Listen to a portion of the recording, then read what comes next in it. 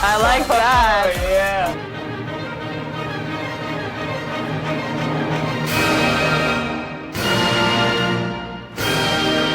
Okay, you are now reacting to the boy group ASTRO and their title track One off of their All Yours 2021 album. One is ASTRO's most bombastic in-your-face title track until now. Oh boy. Most of the people on this reaction series are more familiar with their kind of sweet, cute side. As Tasia from Soul Beats writes, lyrically, this song makes use of a broad metaphor that can be interpreted through multiple lenses. So in the lyrics, ASTRO refers to we, meaning it could be they're talking to their lovers, their fans, or themselves as a group. Through fusion with another, ASTRO hopes to make their monotone world more vibrant. The song is composed by JJ Evans, Willie Weeks, and the ASTRO members Jinjin and Raki wrote the lyrics. Ah, I see. Yes. Is there like a sequel and is it called 2? Ha. That wasn't a joke, it was a question. Oh. Oh, so this Well, is like hey, I'm looking forward to seeing 2, 3, and 4, and possibly 5. Speaking of sequels to things, we're excited to announce this video is sponsored by NordVPN, a virtual private network that can assist you in viewing sequels to movies that are blocked in your country. NordVPN benefits your life online in so many different ways. Not only does it allow you to gain access to certain region-blocked content, but it also protects your computer data from hackers and malware. More about that getting access to movie sequels power, the US's Netflix library is quite limited. It doesn't have my favorite TV series BBC Sherlock, but if I use NordVPN to connect to the UK. Nope. Hong Kong? Nope. Not South Korea either, but whoops, never mind, it looks like it was taken off of Netflix in general. But what is this gold mine that I have just stumbled upon? My limited US Netflix library has expanded tenfold with NordVPN. And you all can get NordVPN too with a very special deal we have for you. Click the link in the description or go to nordvpn.com and use the promo code ReacttotheK to get 2-year plan plus 1 additional month with a huge discount. Many thanks to NordVPN for sponsoring this video. Now, time to get back to One. Cool. Because one.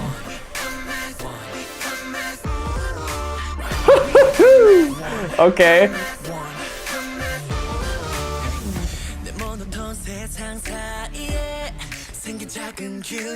That synth in the back is dirty. Flash. Oh, that was a nice organic sound made with pharyngeal space. Oh my goodness. Oh, nice. Tones are a little darker for ASTRO. I usually associate ASTRO with super happy.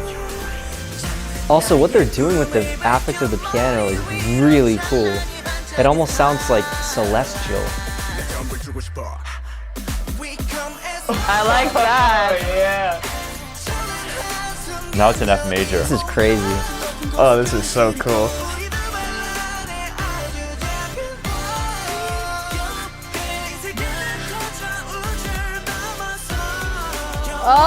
Okay, mixture.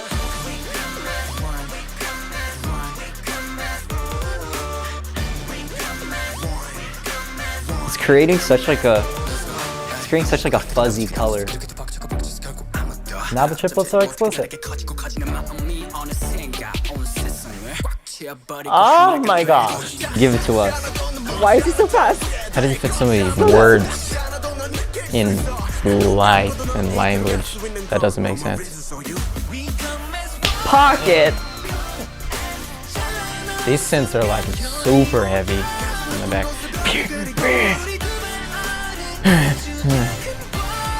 I like the way they do the 6, 7, and 1.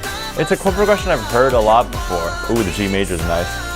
But it's like da da da. There's a style to it. I really like grooving with it.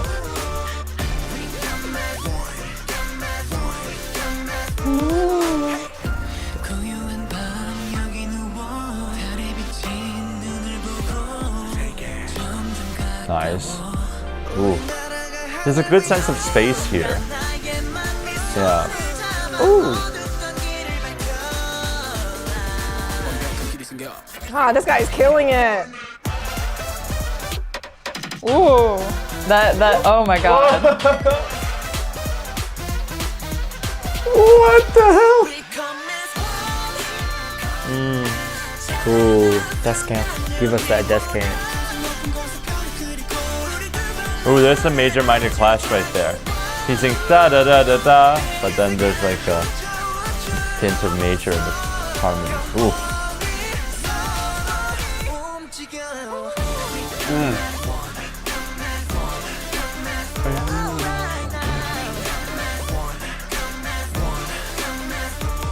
Look at the synths. Wow, wow, wow, wow. I think those are really interesting. Yeah, really pop. Wow.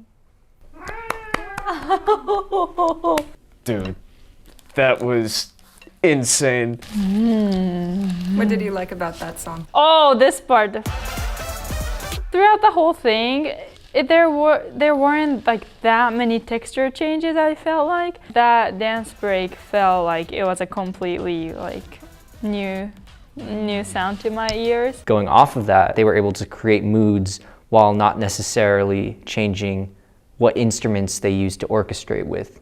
In a lot of other songs that we look at, the way that other people or producers create different affects for their songs is that they introduce different instruments that would have a lighter tone or a sort of a softer texture. For what they did, they used the same instruments throughout. And that really contributed to creating a consistent atmosphere and allowed us to really be transported into the song, while also by selecting which octaves of the synth to use at which time, along with when to use the digital percussion and which parts of the digital percussion, it allowed us to sort of be able to feel what emotions we should be feeling. And then rap. Oh my god. Yeah. When the rap started, I was like, oh my God. It was so fast. So fast. And it was so clear. Oh my Yeah. god.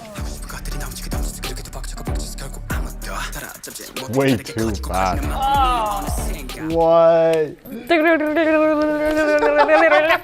like a machine gun.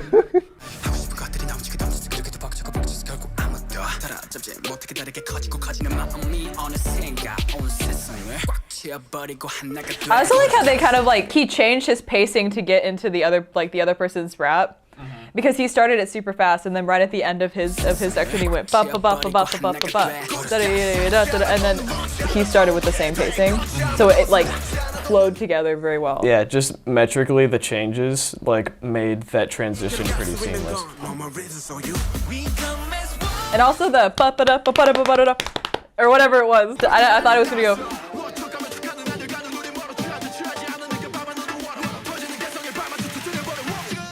Instead it went.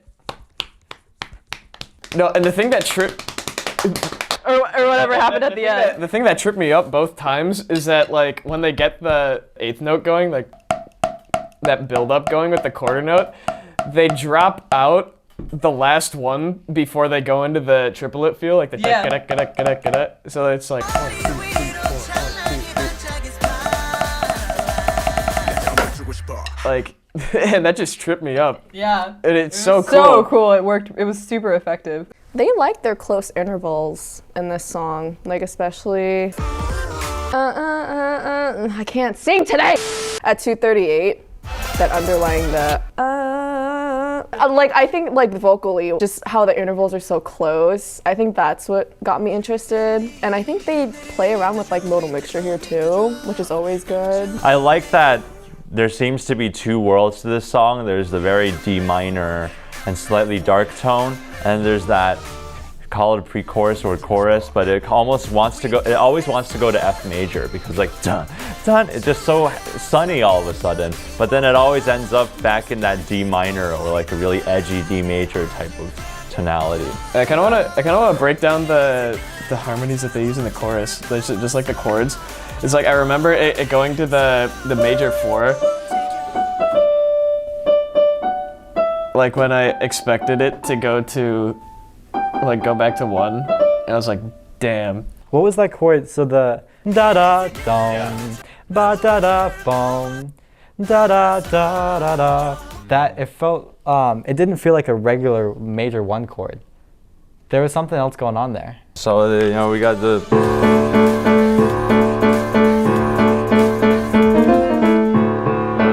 Yeah, and then it gets into this D major. Instantly, D major is introduced, and I can't remember the melody right now. But then afterwards, it goes into, which is B flat major. Just the fact that it's major, like it gives it such a bright, like triumphant kind of feel to it. That's a good stopping point. He's just flying right now. Thank you. Oh, but then it goes to G. No, you're talking about the G. Yeah. That's not what they did. There was a G major in there. Yeah, that's what. What? It set up the expectation that 6, 7, 1 in the first 4 bars. But then, instead of doing it again, they rest on this. And let me see what they're saying really fast within it. And then I'll be able to get a whole read on it. I'm trying to figure out the rationale. Why would they be focusing on somebody solving that and using these chords and speaking? Okay, so much later. The Rubik's Cube is called a mirror cube. And so I think what this is symbolizing is that we all mirror one another. We are all reflections of one another. We're reflections of our inner selves. And that's how we relate to each other. And once we realize that all those differentiations can be solved just in the same way that a regular Rubik's Cube can, just in that metaphorical usage, it's just we can solve all the issues with humanity by mirroring ourselves, understanding that what's within is without as well, that then we can then join together as one. We can. It's in our ability, it's in our power to be able to join together. We are mirrors of one another, and that jumbled idealism of the universe that we have is it's up to us to put it together and come together. And so when he's saying at this chord where you get this beautiful D11, it's like this world gets bigger than the universe. It's English translation, but that's speaking about the spiritual connection between all of us. Once we kind of recognize that we're mirrors of one another, and that once you solve this Rubik's Cube, though it's completely different and looks so out of shape and out of place, where once we all sit and work together and come together within our mentalities, finally, if we do come together in that brightest moment that was foreshadowed before with just regular D major, and then you get that kind of, to me, just symbolizes that there's something vast, there is something unknown that is comforting, that will only become once we all do join together as one. Yeah.